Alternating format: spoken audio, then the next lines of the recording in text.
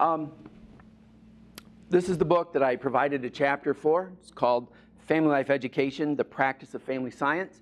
And it's an edited book, and I'm going to eventually get to that. But before I do, I wanted to just take a minute to talk about family life education, because not a lot of people know what family life education or family science is. It's considered a discovery major in most universities. And because my program is an off-campus program for Spring Arbor, it's hard to discover it. We're kind of a moving target out there in the Michigan universe. But as a career and as an educational endeavor, the definition of family life education from the National Council on Family Relations, that is the professional organization for family studies and family life education. They said on page 9 of the introduction of the book, they said, family life education focuses on healthy family functioning and provides a primarily preventive approach. The goal of family life education is to teach and foster knowledge and skills to enable individuals and families to function optimally. And family life education has some guiding principles that makes this book an important contribution to the field. And so I wanted to elucidate those for you. Family life education is relevant to individuals and families throughout the lifespan. So in family life education, we have a lifespan perspective. We teach our students child development, human reproduction, all the way through to death, dying, and grieving. Another guiding principle of family life education is that educational interventions for family life education should be based on real needs. And it's a multidisciplinary and a multi-professional area of practice. And this is where it kind of throws people for a curve, because many of our prospective students will say, well, you know, what kind of job do you get? Or they'll go to their loved ones and say, I'm going to spend a lot of money and I'm going to become a family life educator. And because the word family is in there, their families will go, oh, what's that? And they don't really know how to answer that question. The reason why is because it's multidisciplinary, and that means that our founding documents and many of the books that we use in teaching our students in, the principles of family life education are from different academic disciplines, from sociology and psychology and anthropology. We use some of all of these books. We are producing now our own family theories, and we're doing our research, and so we are developing our own literature and peer-reviewed journals and all of that other sort of stuff. But in its essence, we are multidisciplinary and we're multi-professional, and that means that family life education doesn't happen in a specific place. I'm just going to jump down here and then come back. It takes family life ed is an educational rather than a therapeutic approach to helping families. And so we're not in the business necessarily of counseling people. It's not a counseling degree, it's an educational degree. And so any place where you can find a group of people, group of families, and be able to design an implementation, a program, an educational program that helps them to become better families. I call it putting new tools in their family toolbox. That is what we do. And so it can happen in the corrections system, it can happen in housing systems, it can happen in food banks, it can happen at county extension offices, in religious institutions, universities and colleges. It can happen in multiple venues. And so that's kind of what freaks people out a little bit, is because we can be in so many places. We don't go just to one place to do family life education. And the final guiding principle is that qualified educators are crucial to the success of realizing the goals of family life education. And again, those goals are essentially, we want to help families to function optimally. That's what we want to do. And so there's a lot of literature, and the whole academic field of family studies has grown up around the notion of educating qualified educators. I want to talk to you for just a second. As we have developed our own literature and done our own research, they started out a number of years ago doing a content analysis of all the family literature out there. to answer the question, what do people that are family scientists need to know in order to effectively help families? Robbie, would you help me with this? And what they did is they came up with this framework.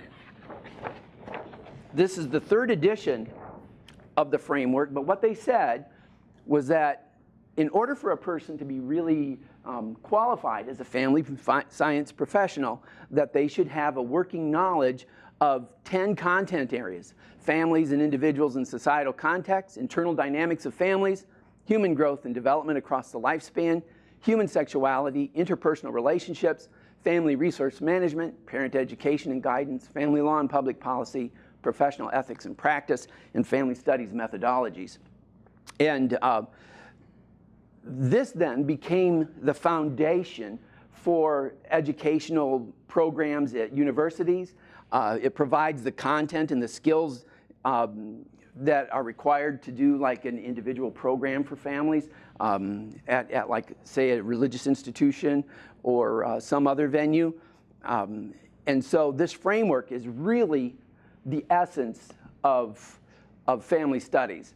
And the chapter that they asked me to write for this book is this one right here in here. My topic was family life education methodologies, and so that's what I did. That's what my chapter's about. Thank you, Robbie.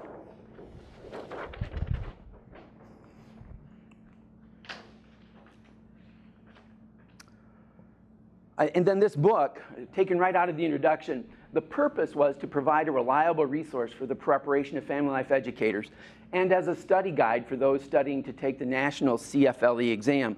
CFLE is the Certified Family Life Educator examination, and that designation gives you approbation from the NCFR that says this person is qualified to be able to be a family professional in these 10 content areas.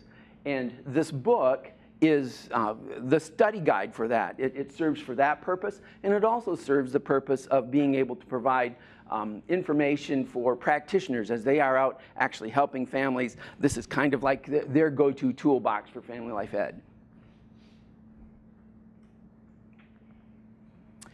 My chapter is chapter 24, and it's called Family Life Education Methodology. And I started out with a case study. Sophia was a budding family studies professional, and she got her first job. She's out in the field now, and she was asked to develop a family life education program. Well, how was she going to do that? And what would make it perhaps a good, effective program? You know, she just launched right into this. What was she going to do? Using Sophia as my case study, as my example, I outlined throughout the chapter the essential elements of effective program planning and implementation, and I highlighted the best practices of program design. And specifically, I started out, this is kind of the outline of the chapter, and I use this stuff in our department, in our program. It's written right into the curriculum for our undergrad family life education degree and for the graduate master's in family studies degree. The whole notion of needs assessment, because one of the guiding principles is it should be based upon real needs. And so you might have a really great idea, but if you're the only one that thinks it's a great idea, then you're going to be spinning your wheels and putting together a really great program that nobody wants. You might be a government worker. The needs assessment, though, helps you then to focus on what does this population really need, and then how to write goals and objectives. And I talk about in that chapter Bloom's taxonomy and using Bloom's verbs, teaching students how to write enabling, intermediate, and terminal objectives at the program level, at the individual session level. And then during the program implementation phase, giving a nod to the notion that not everybody learns the same way. And so it's not about doing what I'm doing right now, is having my PowerPoints and just talking. It's acknowledging the fact that there are many different learning styles, different ways of gathering your information and how you learn. And so I talk about Garner's theories of multiple intelligences, and I spend some time talking about transformative learning theory.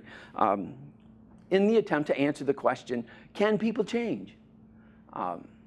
And it would be interesting in the context of your theory book to answer that question, can people change? And one of the assumptions in family life education is, indeed, they can, and we should strive for that transformation. And so I try to help my students get all their tools that they can in order to enable their learners to learn in their modality that makes the most sense to them, and that they can have a transformative learning experience. And then I spent some time in program evaluation, the importance of doing effective program evaluation. It might be a really great program, but it's important for the cycle of family life programming, because once you go through your program, part of the evaluation process is saying, you know, what went well and what didn't go so good.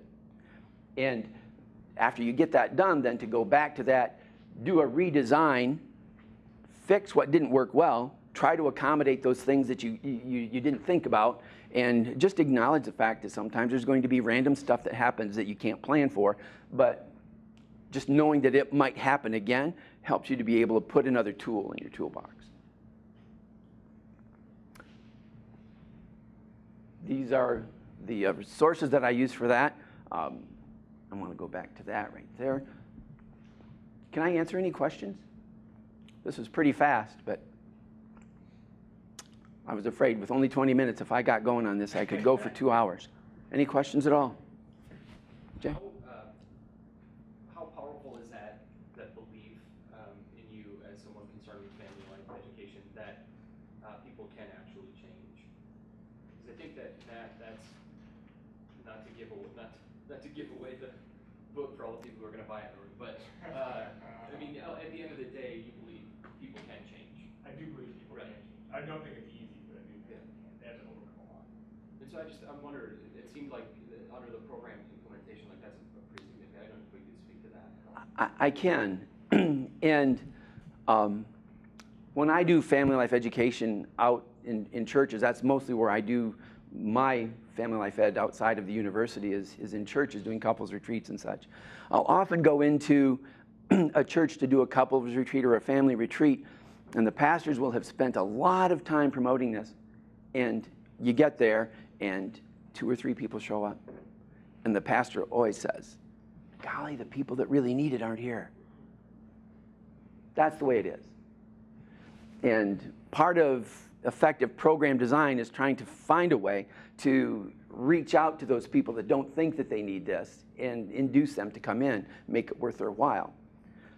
So, can people change? Yes. Do they? Most of the times not. But in my theory is, it usually takes some kind of a catastrophic something to knock them off the dime so that they have that very first level change in their heart. Sometimes it's a near-death experience because of their addiction, or maybe it's a loved one that almost loses their life because of one of the decisions that they've made, and that rocks their world to the point where they're willing to say, I will do anything. I will do anything to change. And sometimes that life-altering experience is coming to a saving knowledge of Jesus Christ as their Lord and Savior. And this is how come Spring Arbor University is uniquely qualified to teach family life educators, because Christ gives us the power to be able to make that first level change. And I've seen some remarkable, remarkable changes for no other reason than because Jesus Christ did this for me on the cross. I can forgive. I can love. I can change. I can be different for no other reason than because Christ did it. And so that's my spiel. It takes that kind of. Marty, do you think you need to be a Christian in order to be a family life educator? No. Because of the attitude of redemption and change and knowing what Christ can do for folks gives you that belief system, so you have a feeling of worth when you're doing your work.